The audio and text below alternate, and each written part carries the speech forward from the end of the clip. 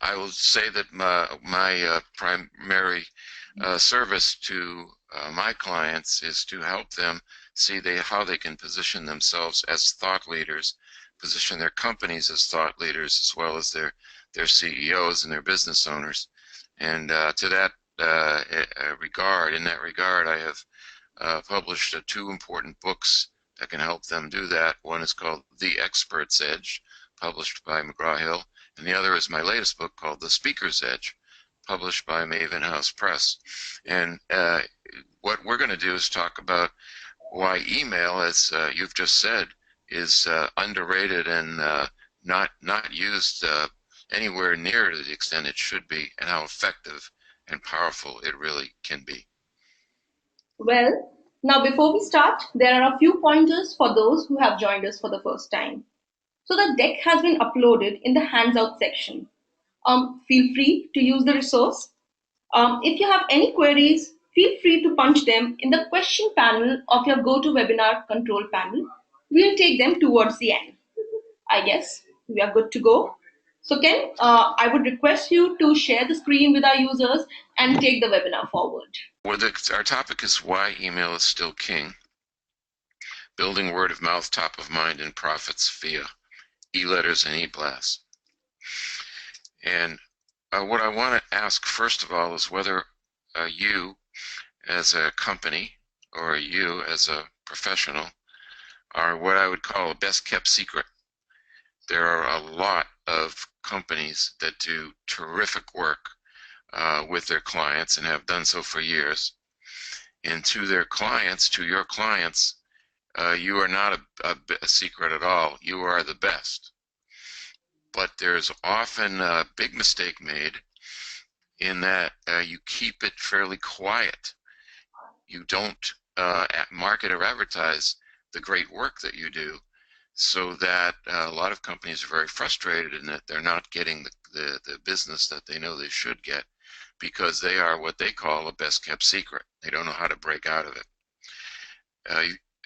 What I found when I began my business years ago was that when I sensed that frustration, what I wanted to do was boast, or as we say here in the United States, crow about things that I had done for my clients and things that I knew were of benefit to many other businesses and potential clients out there. So I started an email. It's very, very unsophisticated, where I headlined it "Something to Crow About," and I would just list 3 or 4 or 5 achievements that I had just had with clients of mine, so that people would know outside of those clients that I was doing great work. What I did at that point in my business career was to just gather as many emails as I could of all the various contacts that I had, and it was fairly a small list in the beginning. It might have been 50, might have been 100, and I would send out, well, let's say once a month, every few weeks, this list of something to crow about. That was for the purpose of getting the word out, and knowing that everyone checks their email and checks it every day, and most of us check it multiple times during the day. It was important to use email because I couldn't make phone calls to everyone, and I couldn't send letters to everyone. So why not use email? It's such an efficient, easy, fast, inexpensive service. So I was getting the word out, and I was also keeping the word out. That is to say, reminding even my own clients and those people who knew what I did and were impressed with what I did, reminding them that I am indeed still in business and still doing great things. So this is what we call a stay in touch system. And this is what every business needs to do. Most businesses need to do it much better than they typically do. Now, I look at the next slide, to tweet or not to tweet, and what I'm really looking at here are the various social media that grew up over the course of the years since I started that initial something to crow about email. We all know what they are, and this is at this point only a small sample of the kind of social media that's available to us. blogging was the first thing that started to appear, and LinkedIn, of course, has grown monumentally over the years. Twitter, we all know what that is, and that and Facebook have grown and grown and grown. And then I say, should you other, there are just so many that we can't name them all. But what I found, and I think is a big mistake, is that a lot of businesses are relying on these vehicles to the exclusion of other vehicles. Twitter is so easy for so many marketing managers to use and to do, but it's not necessarily effective. So email has kind of begun to fall by the wayside in many cases, and I think it's a big tragic mistake, because email is still king. There is no real research. You might be able to find a little study here and there that says the opposite of what I'm going to say here, but there is no real hard, good research, no great study that shows that social media yields results for most companies. Yes, it's helpful for some companies, particularly B2C companies, to get the word out and keep the word out and kind of be an adjunct to their advertising. But in terms of particularly, let's say, professional services and kinds of services that involve human-to-human contact in a long-term way, there really isn't anything except a little anecdote here and there that each of us might know of that suggests that social media really yields any great results. There's no certainty that people are really reading your blog, for example, unless you're tracking it, and you might be tracking it, but it's still hard to know how much those people who are actually checking in on your blog are really reading it carefully, and responding to you as potential business.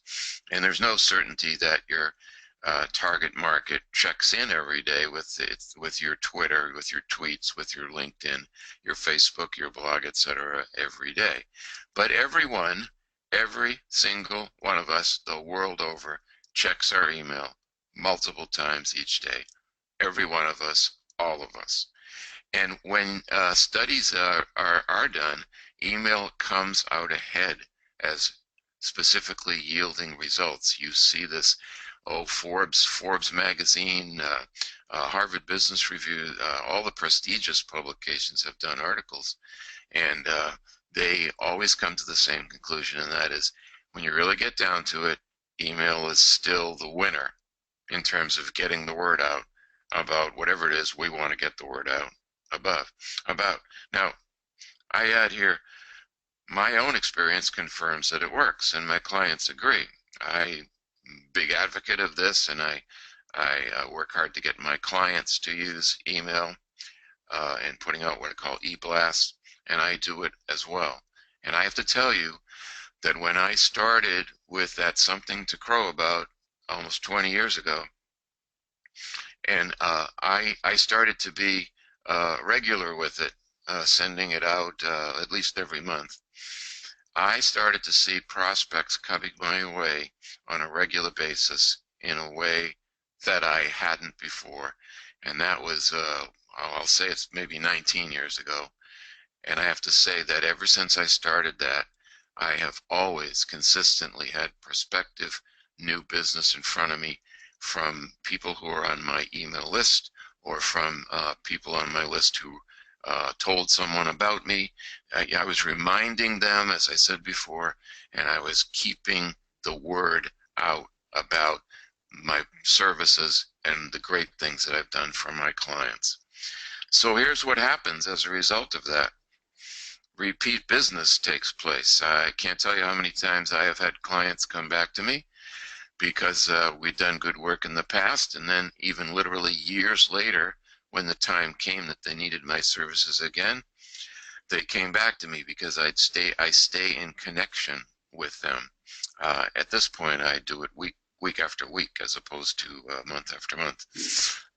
Referrals and new business, as I just mentioned, those who are on my email list who may not need my services today may run into someone today who needs my services, and I am the one. I'm the top of mind. I'm the only, if you will, thought leader that they have. when it comes to some of my main services, which, by the way, include things like helping my clients publish articles, helping them publish a book, helping them develop speaking engagements, and things like that that have to do with becoming a thought leader. So invitations to speak, by the way, at companies' events will come my way. That's happened to me many times, and that's again is because I'm reminding people of my expertise. I get sought out by the media, so I'm continually being asked to quote, to make comments and quote on stories being developed by major media, including the New York Times, Fortune magazine, and other high-level publications. This has made me what I call a go-to thought leader. It's a reputation that's developed for me, and so I am no longer a best-kept secret. That's what happens when you use email, when you recognize that email is still king. So how to get started? Well, I moved from that very rudimentary something to crow about system years ago when Constant Contact came on the scene, and that's been a good system for me, a good process.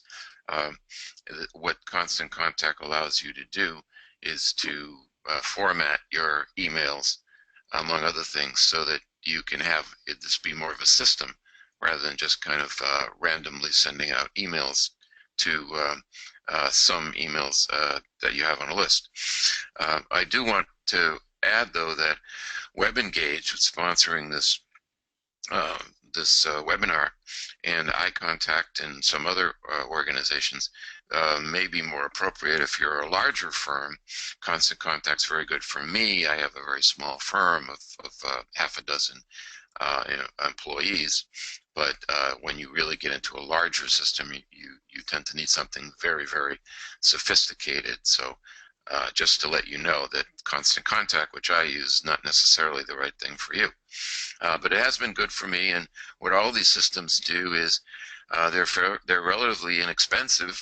They all have different costs, of course, but they're relatively inexpensive for what they do. The great thing is that they allow tracking. I can actually track how many people on my email list are opening my email, are responding to it, are clicking through to a link. There's, as I mentioned before, there's formatting so that they can look really good, and they also will allow you to link your e-blasts to social media. So I don't ignore the social media that I mentioned before. LinkedIn, Facebook, Twitter, and my own website, as well as my blog, it automatically receives my e-blasts.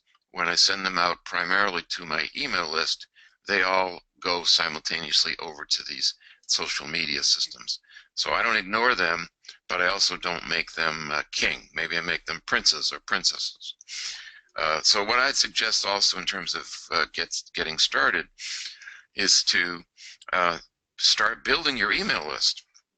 I can't tell you how many times I've gone out and spoken to business groups and asked them to raise their hands if they have an email list at all. Do they have an email list put together of contacts, of customers, of prospects, colleagues, all sorts of relationships that we have in business? And do they have them together so that if they had to send something out today, would they be able to do it? And the answer is typically some people do, some people don't. Of those people who do, I will ask them, do you use it? And a lot of people of that group will say they really don't. But the important thing is to build it. So whatever you do today, whoever you meet, whatever business cards you exchange, whatever emails you exchange, that perhaps is somebody new to meeting you, you should ask them to, if you may, put them on your email list, and also to say that they should do the same. So every day you have to have a mindset of acquiring emails to add to your email list. Now, whom to send it to? Well, segmenting your user base on the basis of user activity and behavior is also one of the advantages of using these systems. And Ken, I'd like to interrupt I you. think Divya has. I think I want to let Divya step in here and add to this. Yeah. So, Ken, while I've been sending emails for so long, say 2 years now, and I have seen that now email blasts do not work. Like, you cannot send the same email to everyone. You do have topics that have mass appeal that you can send to everyone, but then every time sending the same email blast to everyone in your contact list doesn't make sense. Now, if you try that and you see the open rates diminish, we've come down to this era of, you say, automation, where personalization is the key to targeted and successful campaigns. So I've seen if I've targeted a group of people, send them relevant content, my open rates were way too higher than when compared to sending a blast to everyone else. Like, you could segment your users in different ways on the way their behavior activity or how they consume your content. So, for example, if there's a B2C apparel company and there is a list of people, you see their browsing history shows that they browse for wallets. And there are a group of, say, ladies who look for dresses. So, sending them all a incentivization offer based on, say, wallets or dresses doesn't make sense. Sending them personalized offers on the basis of their history makes more sense.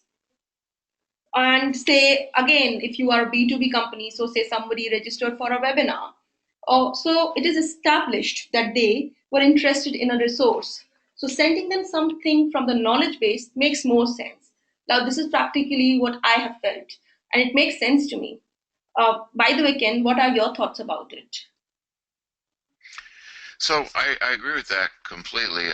I will say that sometimes there are topics, and I think this one, email is king, still king, is a good example. I mean, I believe everybody should know about what we're talking about here today, no matter what might be their industry or what might be their profession. Um, so one could make a case for sending this one out without segmentation. However, there are also ways to segment even a topic like this. For example, some of my clients are attorneys. Some of them are in finance. Some of them are management consultants. Um, I could customize a topic like this with examples from each of those professions that would help those particular professions and target markets of mine to understand better what they can do and how they can do. In this case, this topic, email is king. So, but again, I will say the great thing is to work with a company like WebEngage or Constant Contact so that you can do the segmentation fairly easily, because it allows you to do that, to set up your lists so that they're segmented, and it really takes away the pain and trouble of doing that. So I would move on to what about content? And I would say one thing you want to be careful is not to just make it an advertising campaign. 90% or 100% of it being ads, because people will kind of turn you off if you take the kind of content that we've developed here on this webinar for you. You know that we're trying very hard to educate you to how email can still be king and why it should be and what you should do about it. So this is important for you, and this is educational. And in terms of the kind of products or services that you have, you want to do the same thing. And my business, for example, I mentioned I help my clients primarily get themselves published, get their ideas published. So in that regard, what I want to do is I want to do webinars and send out email blasts, or e-blasts as I call them, to educate my email contacts how they can get their ideas published. How do you go about getting a book published? How do you go about getting an article published?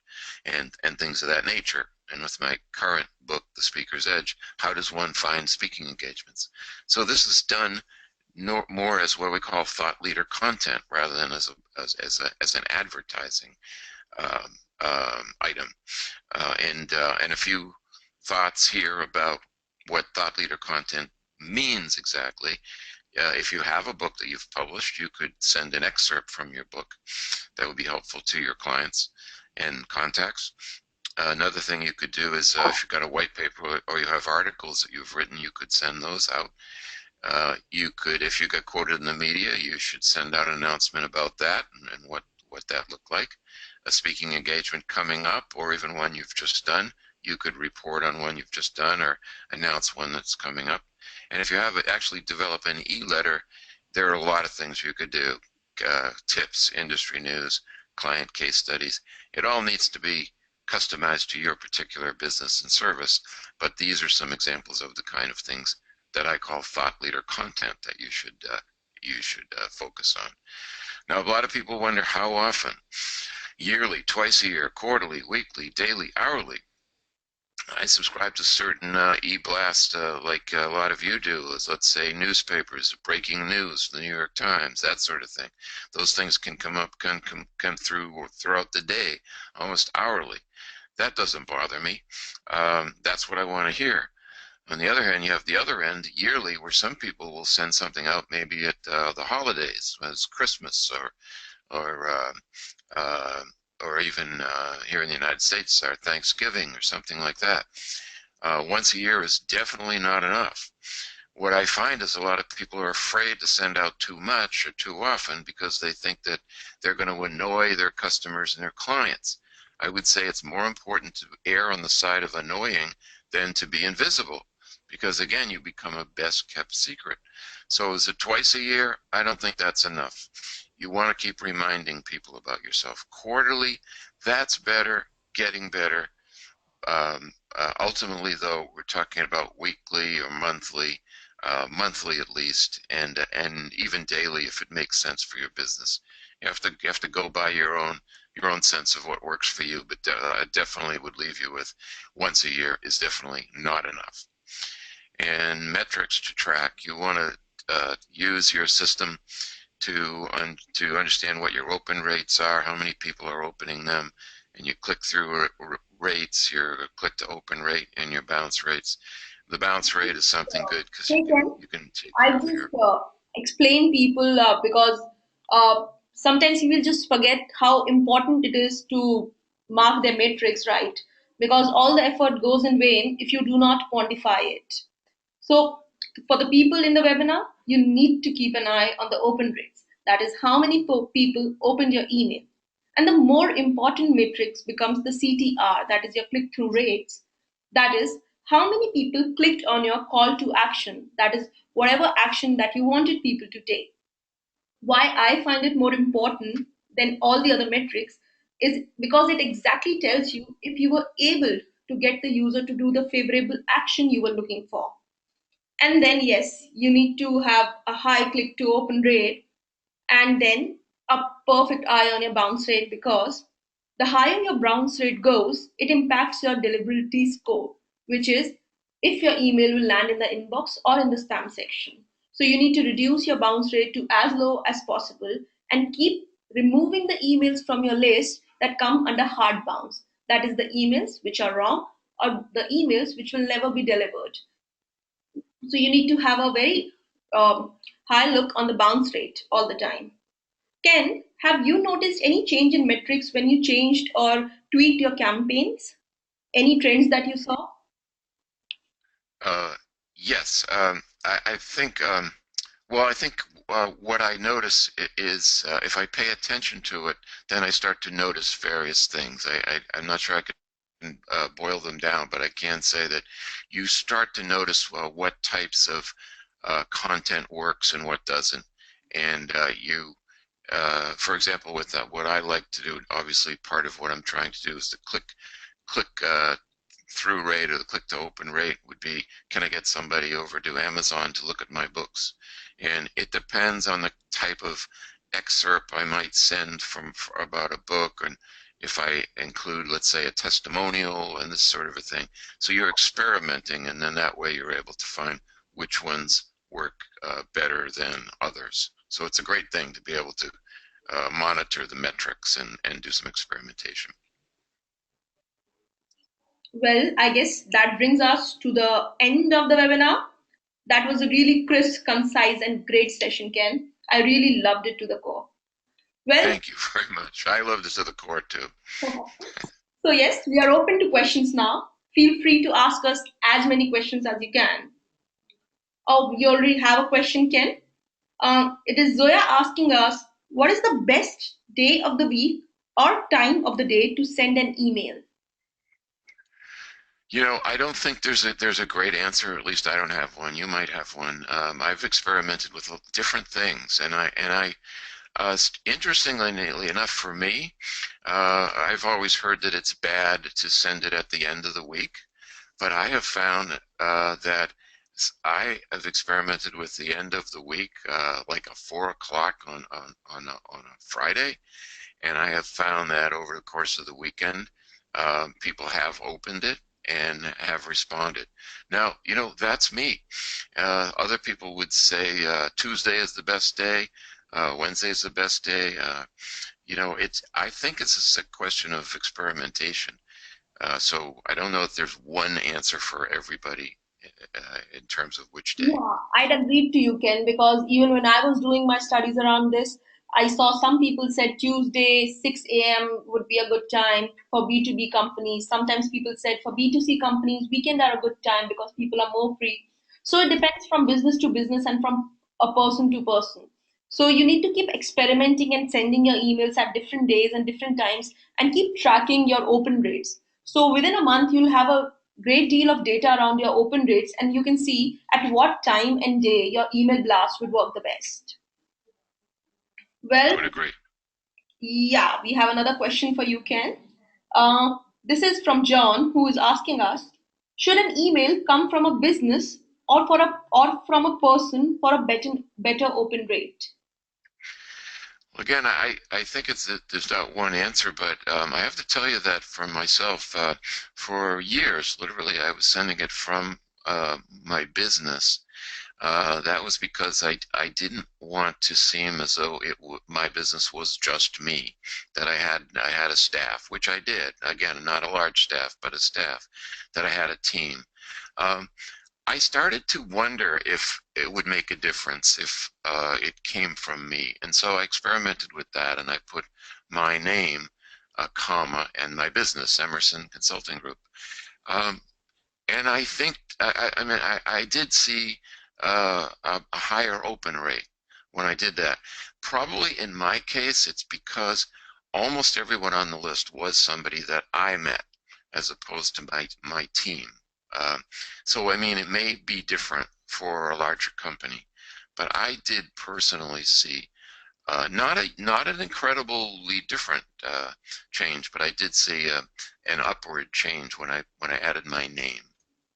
Yes, there was something that even I would agree to because when we send something from our name, it goes via a person. So people know that it is not an automated email or something on those lines. While sometimes there are businesses that are known by the name of their businesses, say B2C companies, so they send it via their business's name. So you could choose either of them.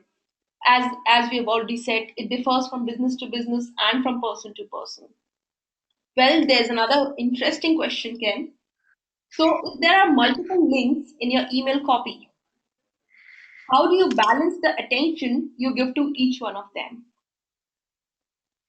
I try not to bunch them up, I guess would be the answer to that. And I also try not to have too many of them. Um, I will say that we I probably have about half a dozen or so, um, but I could, given the content, I could at times have it be much more, 10 or 12. I found that the spam filters sometimes end up taking it away when there are a lot of links. So I've just tried to keep it down. Again, that's a sort of a guesswork on our parts in terms of how many that might be. But probably roughly for me, it's about 6 links, and I try to keep them different items or paragraphs in my e-blast. I try not to have them too close to each other. Ken, you just mentioned something called a spam filter. Could you just explain to our audience what exactly a spam filter is? So a spam filter is the idea that um, automatically your email or e-blast is being seen as something you didn't ask for, that it was spam. It's being sent out to you without your permission.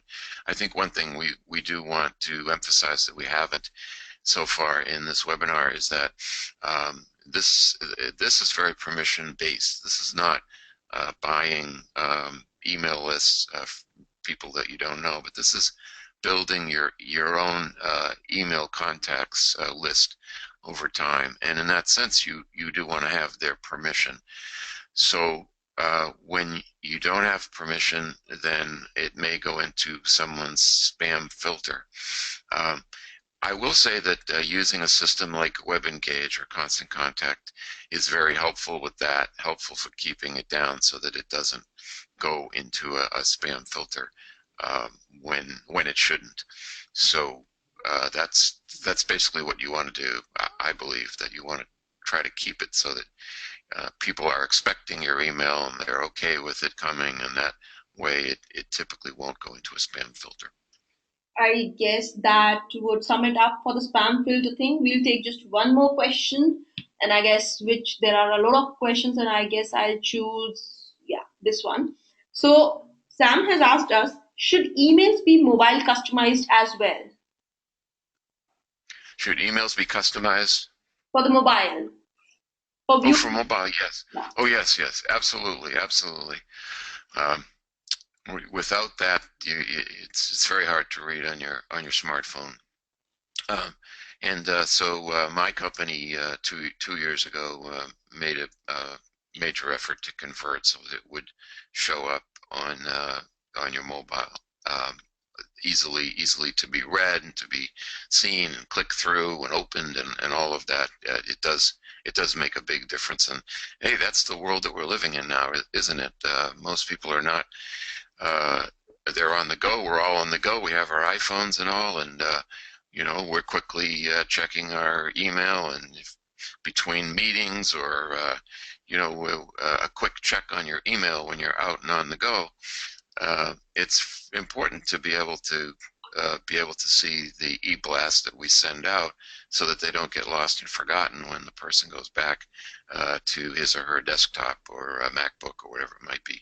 So yeah, it's a very, very important action that needs to take place today. We are running short of time, so if there are any more queries which are left unanswered, you could shoot them to divya.sharma@webengage.com. I'd request Ken to share his details as well. So you could subscribe to his email blast on www.thoughtleading.com, and you should always go and have a look at The Speaker's Edge, the book by Ken, and it will really help you improve your business metrics. Ken, it was great to have you with us for the webinar, and thank you so much for being here and sharing your knowledge base with us. Thank you, Divya, for having me, and I implore everyone to take notice of what we talked about today, because it's very, very, very powerful antidote to being seen as a best kept secret. So keep tuned in to WebEngage webinars. We'll see you soon again with another webinar.